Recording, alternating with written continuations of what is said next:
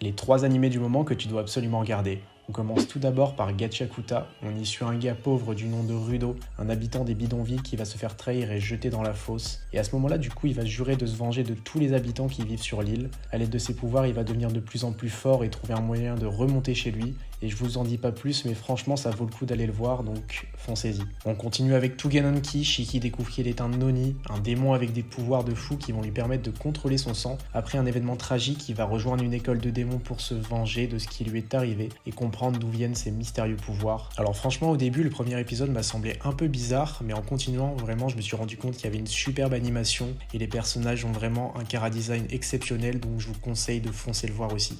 Et on finit par The Water Magician. Il s'agit d'un gars qui s'appelle Rio. Il est réincarné dans un monde où il contrôle l'eau.